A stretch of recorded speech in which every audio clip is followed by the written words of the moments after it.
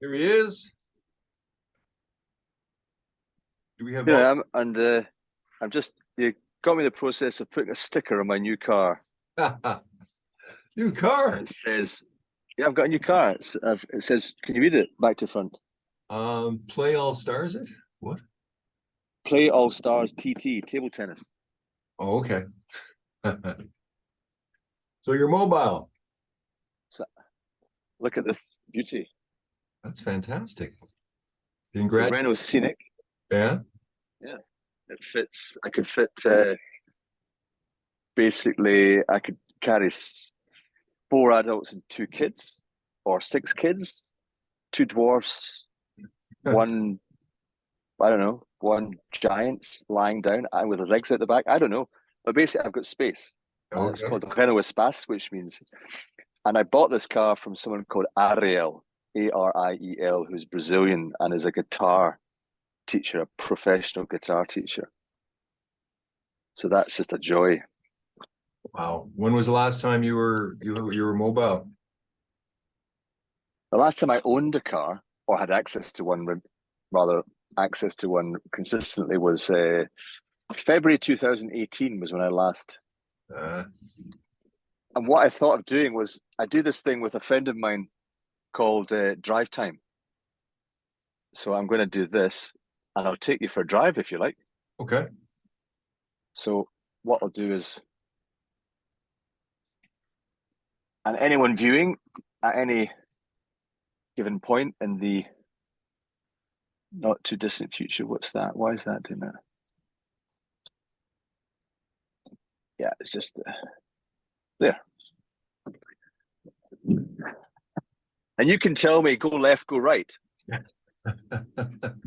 Okay. If you wish, if that tickles your fancy. Okay. So yeah. I mean, I could send you my exact location, but that would be rather just present and watch. And so I'm in a place called Forest Row, which to its local residents, they call it Forest Flow because everything flows here. Okay. Or sometimes they call it Forest Grow because Okay. everybody grows here. They kind of have a breakup relationship. They have all sorts of things.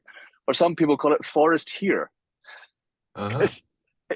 It's a magical place. It's where W.B. Yeats, William Butler Yeats, used to live in this area with Ezra Pound for 3 winters. That was the lovely way that the poet told me they were here for 3 winters. You know, not 3 years. And they fought over the future of modern poetry. And then the lion from Lion, the Witch, and the Wardrobe was inspired by the Lion Head Spring, which is also here.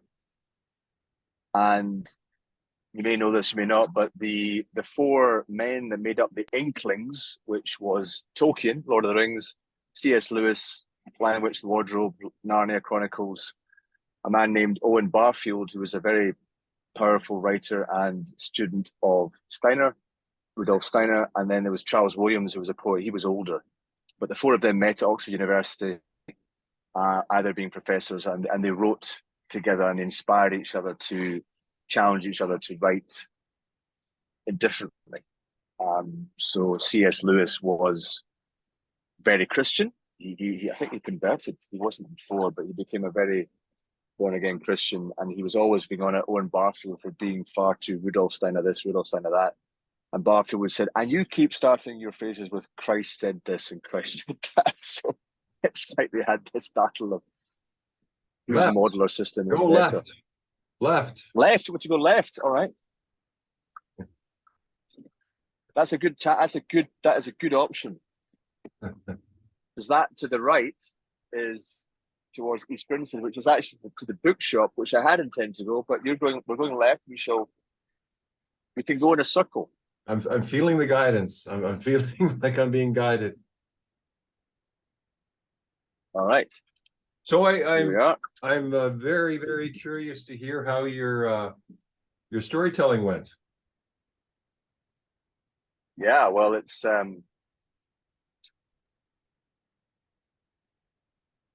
if I was to summarize it for me personally, we experienced a fire initiation process, which in esoteric terms and in anthroposophy, it's very common. You know, when you do a set of rituals or exercises consistently in groups for months, you are entering into a speeded up process, a accelerated process of transformation and spiritual development. Because you're having to face the other, you're having to face, and because we had, so in my case, it was 24 people, I'm facing 23 aspects of me at once. Every day.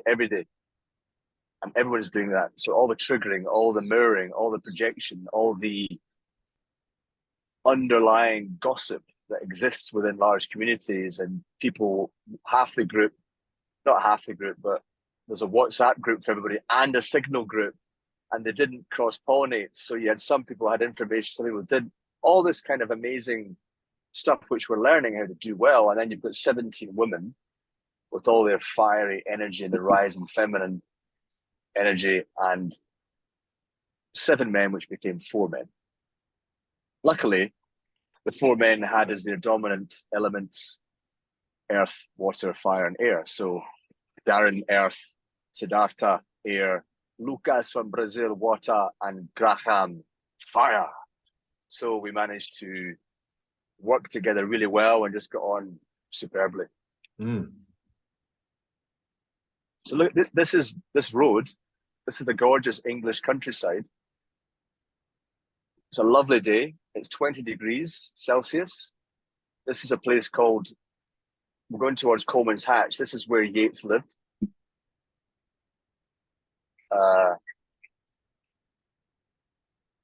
There's a local bus, the 291, takes you to Crawley, which is right next to Gatwick Airport. It's lovely. And I'd say other aspects of this would be that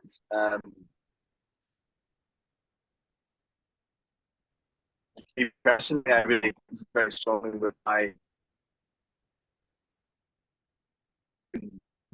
aspect, or maybe past life, who knows, whatever. But that aspect of me and it's an American presence potentially of anger towards the European women, which often isn't talked about. And so the sense of these European women know nothing about those lands. They've never been there. They've never met indigenous folks. They have assumptions and they live in this colonialized mindset without knowing that they are. So I felt this intense rage and I had to remove myself on more than one occasion from the room.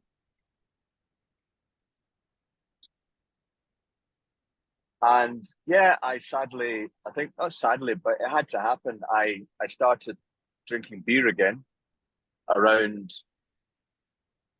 I guess, the early middle of April, and that really affected my fire.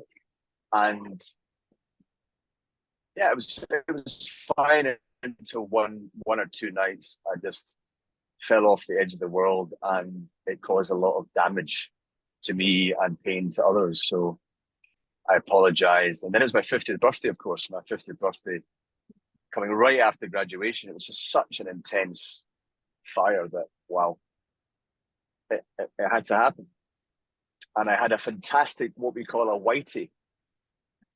You know, do you call that when you smoke too much weed and you basically, your temperature goes rocket high and then your mind disappears and you're like, fuck.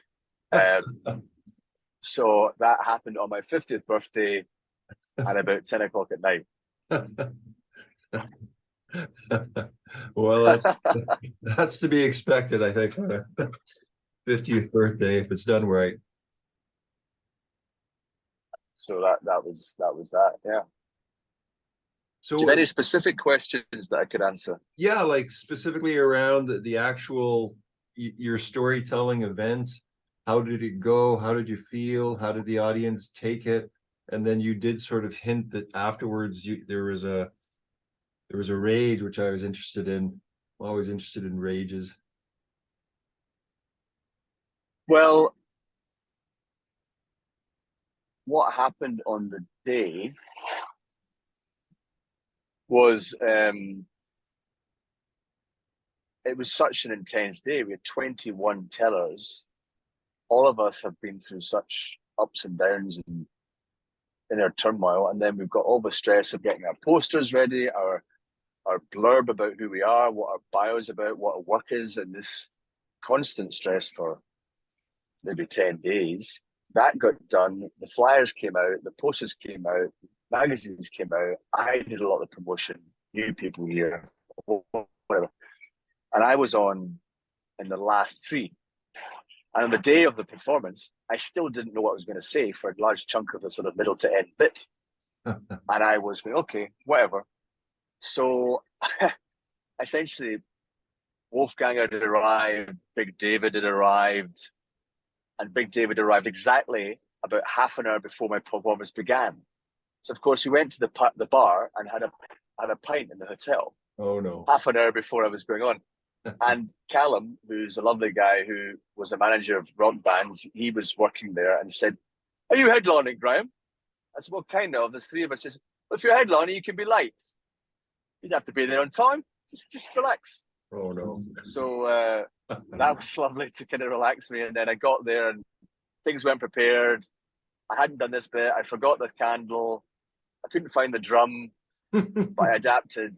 And basically, my friend William played the piano, which was lovely as an intro. And I went for it, and I enjoyed it. I did it in the darkness because I put up the blinds. And so there was candles and some spotlights uplighting me. The photos looked great.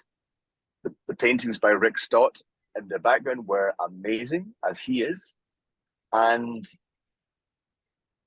I got a standing ovation from most of my friends, and other people stood up and applauded. And a man I respect immensely, the poet, the resident poet, came up to me then and said, "Powerful, powerful." Another woman Olivia, who teaches acting, said, "You have such a warm strength. Focus on that warm strength." And yeah, I could feel I took them into an altered state of consciousness, which is what a bard should be able to do. Right. And that's my craft. So I've got the story. I'd love to tell it on Zoom, but live, no recordings. Just tell it live so people hear it. I have to work out all about. So to be able to tell it on Zoom in presence is one thing, and just tell it. Then there's doing it on stage, wearing a kilt, wearing all the gear, wearing makeup. That's a different thing.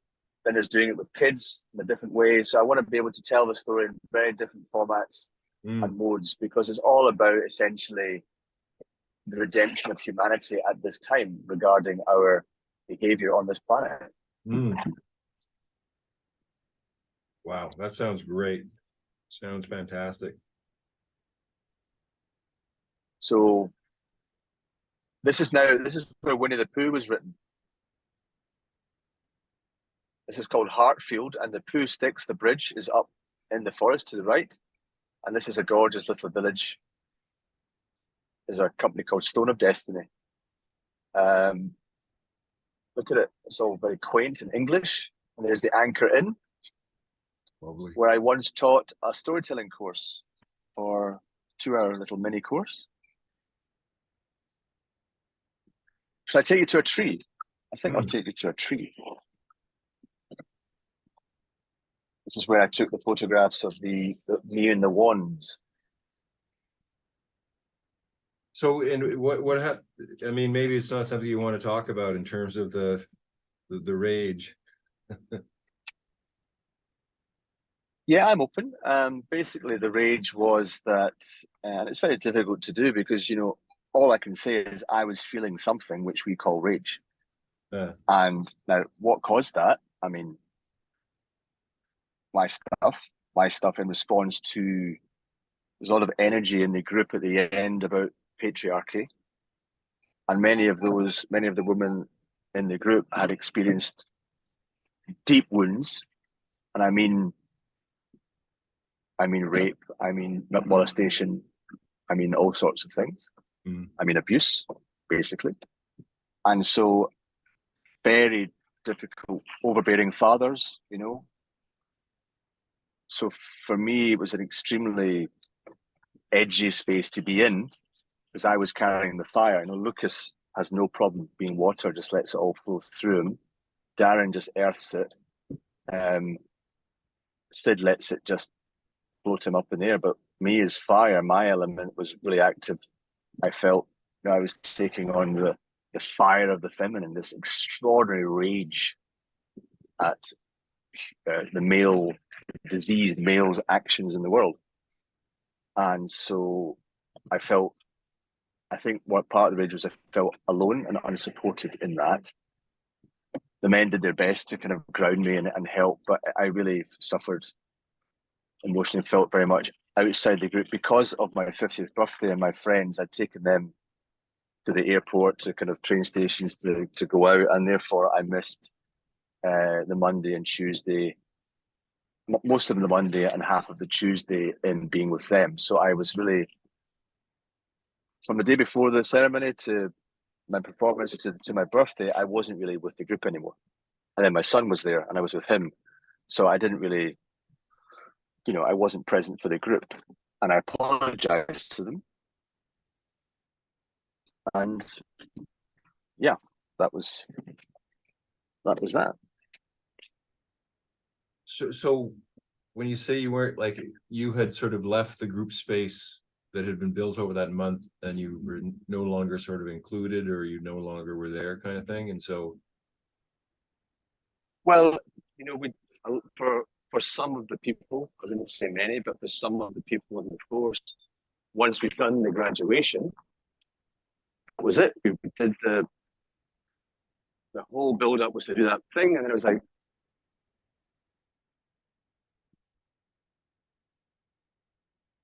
I mean, because that's, did you have a goodbye? Like, I guess it was like, it's kind of like all of a sudden you're just not participating with them anymore. process. So there was Don't want to do it anymore. there was no leaving process, sort of. Well, the process was told that we're going to do this, and then we're going to have this, then we're going to do some kind of closing circle, we express emotion, and that's when it's basically finished, which was on the Thursday morning. It was a beautiful ceremony, very well done. And then on Thursday afternoon, another thing that contributed to the rage was on the Thursday afternoon, some of the women had organized a scavenger hunt for our leaders, our facilitators. And, when I found out at the very last minute, it's like, well, that's my thing, designing. But it was like, as a strong man, no, we're taking over. It's the women's turn to do their thing. You support us. But I wasn't even informed. I wasn't included. I was excluded. And there's other things, like when I did my performance, when I'm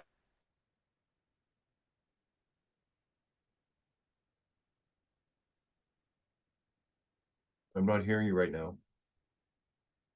you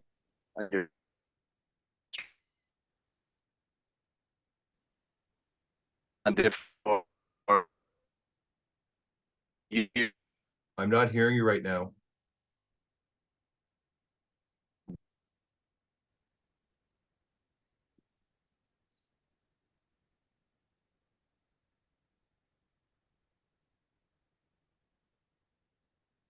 Right. let's try. Can you hear me now? I can now. I didn't hear after you said the performance. Can you hear me now? Yes. Okay. And I missed the last kind of, since you said the performance. So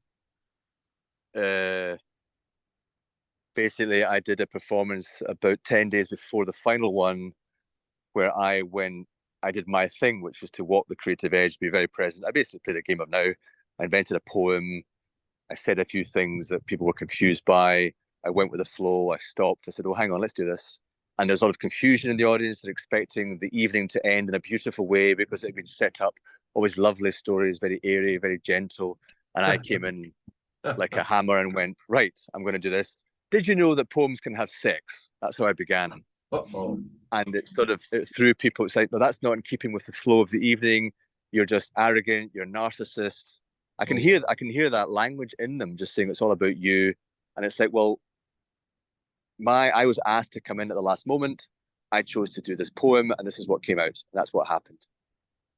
And if I'm to support the emotional or need of the group, there need to be agreements, and there was never any agreements about anything. It was all because it was all very rushed, and that was the thing. Everything was very pressurized, rushed, movement, stop, keep going, drive. It was all prepared and all planned, but with lots of freedom for emergent processes, which was great because Roy and Kermit are just masters at that. Just that, yeah, it was what it was really. And one of the women who really is one of the key women, she eventually said, "Yeah, I'm angry at you. I'm angry, and we'll sit down, and I'm sure there's richness in it." And then I made another mistake. I sent her a text talking about social media protocols, and then she, quite rightly blew up saying, "Do you think I don't know that? Do you think I'm that dumb? And I certainly don't need to explain to me." So I apologized in a video to her with my face, having now shaved my beard. It was very vulnerable when I got my beard. I feel very, oh my God, what is this? It's like an egg. So I did that. And I feel I'm doing my best that I can. I need to certainly take more care of my sleeping and not, if I go and have a beer, I just have a beer, but I don't have 7, or I don't go out all night, or I don't get up in the middle of the night. I don't let thoughts intrude on me during the night. And get excited by it. It's just like, no, go away, I'll get them in the morning. So that's just started that process, and I'm now really glad that there's a lot of peace now. I'm pretty much on my own. I take Lucas and Marilla to the airport tomorrow, and then on Friday I'll take Lior, and that's the last person off campus, which means I've escorted them all to their ready to go. And I feel that's my role of a protector. I'll defend and protect women and groups, and if I'm asked to step up and say something, I will, but in general, I'll stay in the background. That's what ThunderClan people do. They just stay in the background and weave things as long as we're acknowledged for what we do.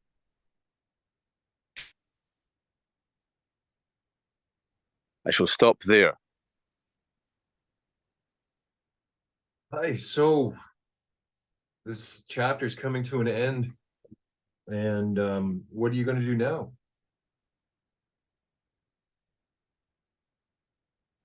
Right now, I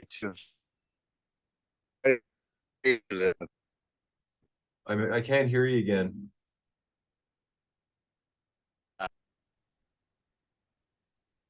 Can you hear me now? Yes, I can. I think the coverage goes in and out here.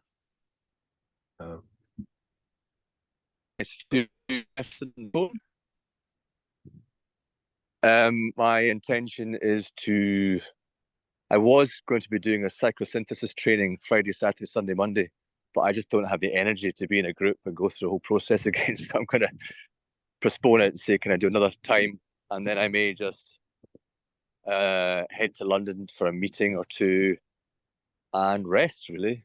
And then I've got a whole calendar of events. I want to do at least 2 performances of the story a month. For example, we could do it sponsored by Planetary Gardens, that kind of thing. Really? And just yeah, why not? Why not just do, okay, this is Graham is doing, I'm setting up this company called Wondercraft, and it's in partnership with Planetary Guardians. We can have a discussion afterwards. There's a story, and then at another time we have a discussion about the content and how it relates to the planet, and you could lead that and facilitate that if you wish. And then it's like donations welcome, of course. So I think that sense of the online stuff is one bit I want to do. Happy to talk about agreements around that, what we can do. The other one is me in person doing gigs in this area. So I've already got a story festival for kids that I'm doing. I've been invited to a private event in an estate with musicians. to do it around a campfire on the 17th of June. I'm going to a circle in London the 22nd of summer, and there's other things that will emerge, I'm sure, as soon as I. And then there's the International School of Stories, International Storytelling Festival in Oxford, and that's a big one. That's international, and if I can do it there and do it really well, that's me got an international audience and potentially booked for doing gigs all around the world. So I've got time to update the content and talk to all the wizards and the wizardesses, or wizards in different forms, to basically polish and fine tune the. Now look at this field, look at that. Just incredible. Tell me about Wondercraft. Is this your new company? Are you doing it with others, by yourself? Is it? Well, my challenge is Game of Now is a limited company, so it's a for-profit limited company, and I want it to be that. I want to have a for-profit entity so I can relate with companies that are the same. I also want to be able to relate with charities, not-for-profits, and that sector, because it's often more rewarding. And to do that, I can set up what's called a community interest company, which in the UK has a not-for-profit status, but it's a limited company as well, and you just have different agreements. So I get help with that, and basically I'll be able to work with charities in that form. That'd be Wondercraft, and it's a club. So I'm going to have Wondercraft Club, working a lot with kids, and my focus is on rekindling that sense of awe and wonder about life through story, poems, song, games, interactivity, exercises, you name it. And ideally, I'll have colleagues, and we'll see. I hope my colleagues will be coming from the group, the cohort. I can do a Wondercraft club in association with partnering with this person or that person or whatever. And then I've got another fantastic idea which came out of some of the members saying, Graham, you've got this car, you love driving and you love telling stories. You could just be the story taxi, and you could undercut the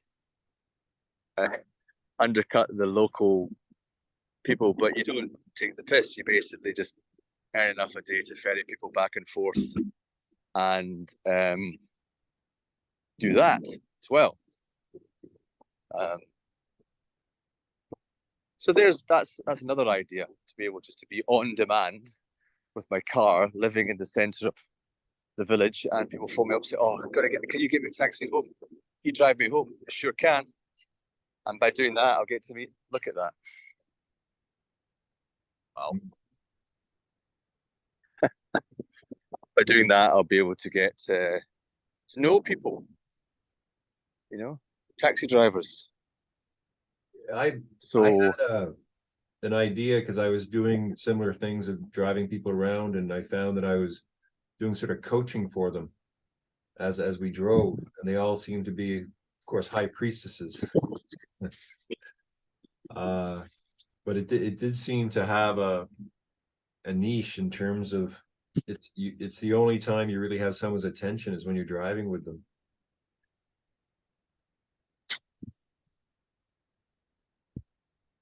That's a very good idea. That if I have how I would do that, whether it's Wondercraft or I do it through Game of Now, but if I did it through Wondercraft, then it would just be donation based, and I'd say there's a lovely video of a guy busking in London who has 2 PayPal card systems. You just tap it, and he says £2 or £5. So he just gives people 2 options, and he probably makes at least £100 a day just doing that. Just having these portable PayPal things that you can strap to yourself, and then you do like coaching for 10 minutes. They say, "Well, how's that for you?" Great. Well, you can just give me £5, £2, 10, and just get used to that micro payment of £2 and £5, and just do it regularly. That's awesome.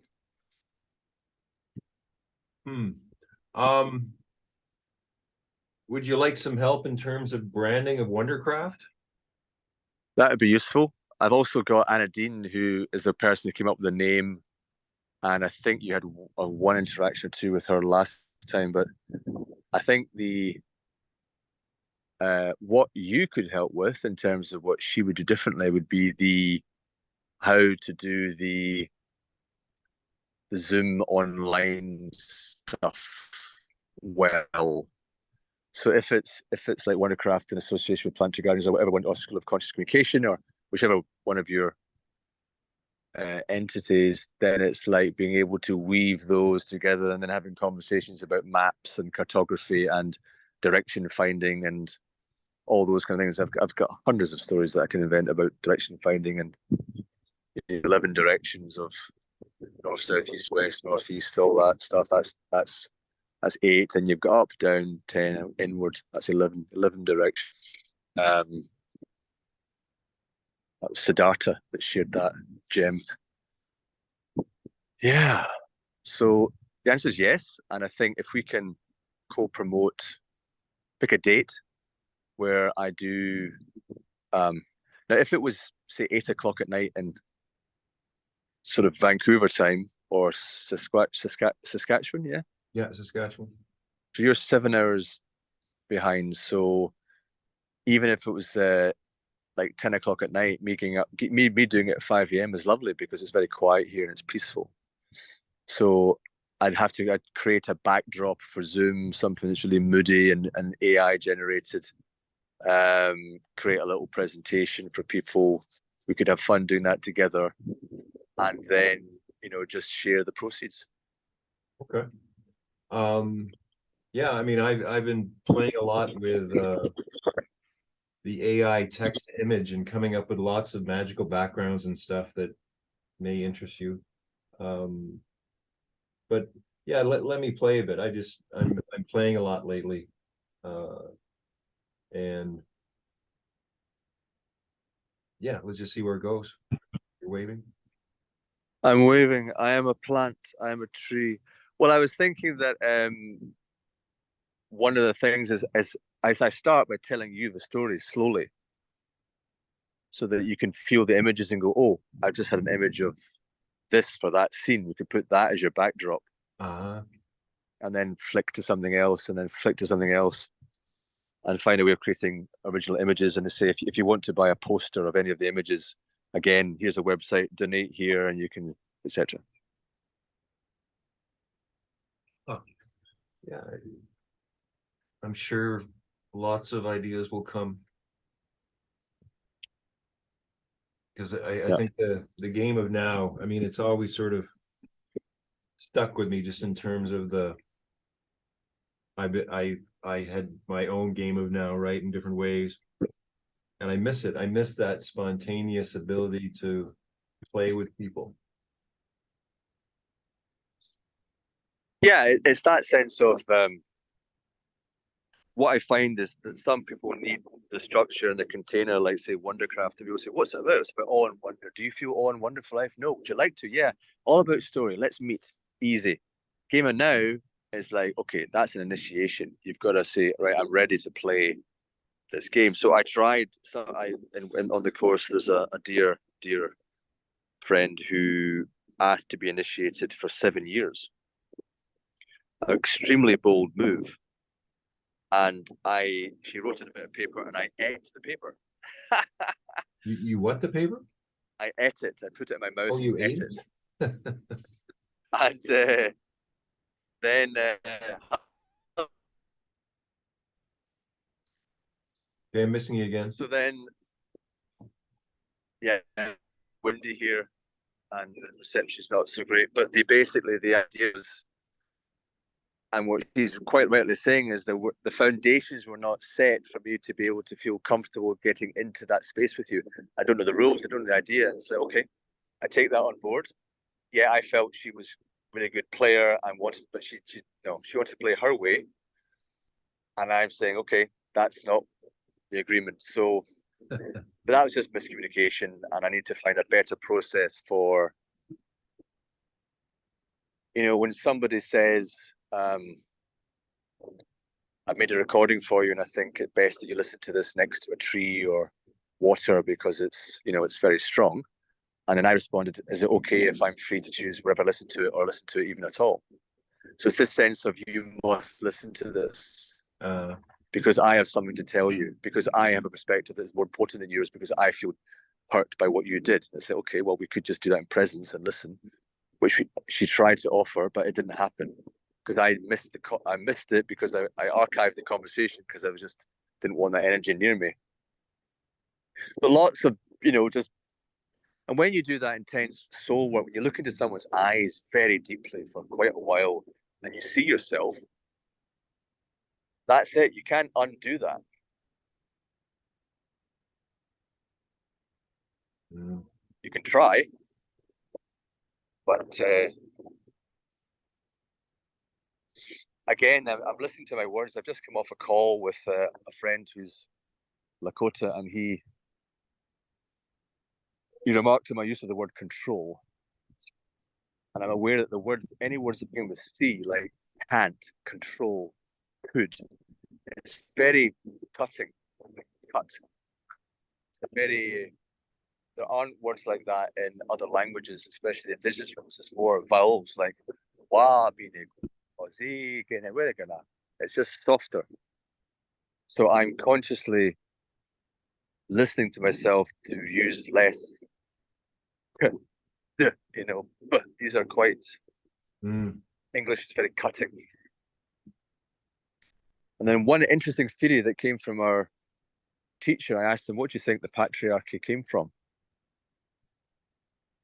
And he said, I heard a story that when we settled into agrarian societies, that the first time the metal blade cut the earth, this blade cut through the earth, Mother Earth, cut through that soil, cut through the topsoil, cut through that. That's when it could have precipitated that. Plus, another friend said that he thinks chess had a lot to do with it, because chess, his lovely phrase is that as the more you play something, the more you become it. So if you keep playing chess, then your mind becomes conditioned to thinking in the way of, I got to take these pieces, defend these things.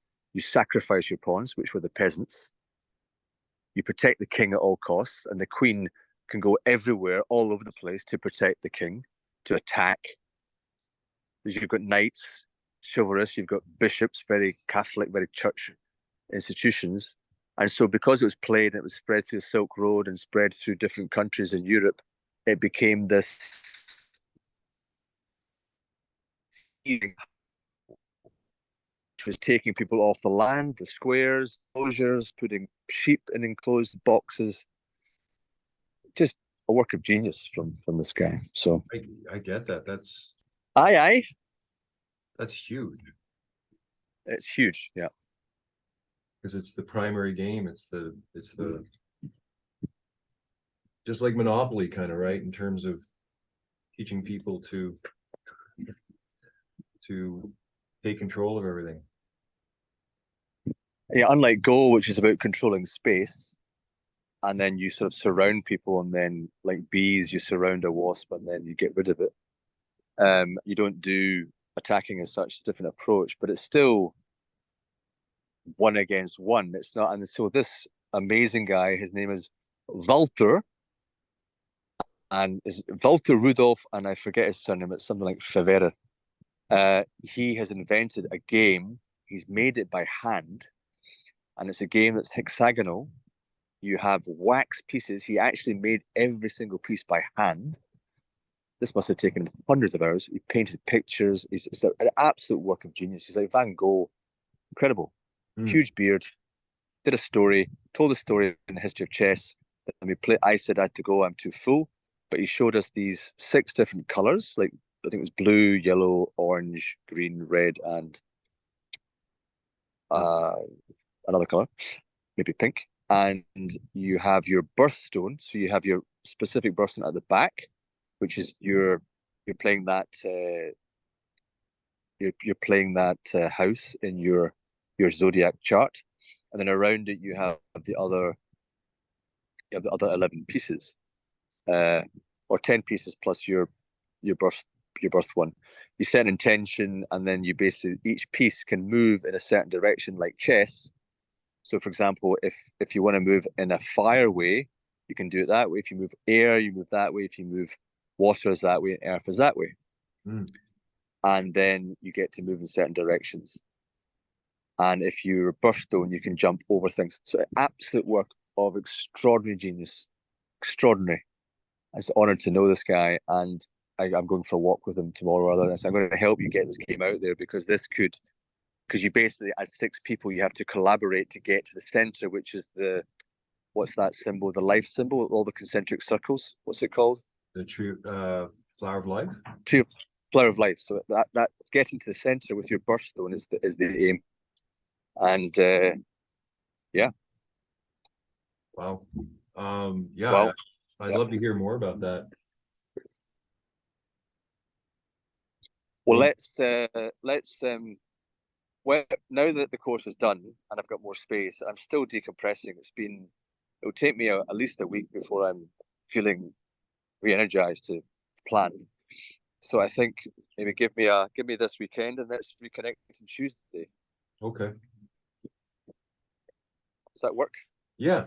No, I'm. Because then, yeah, because then I think your boards and maps, his stuff, and then it's again we're starting to move into.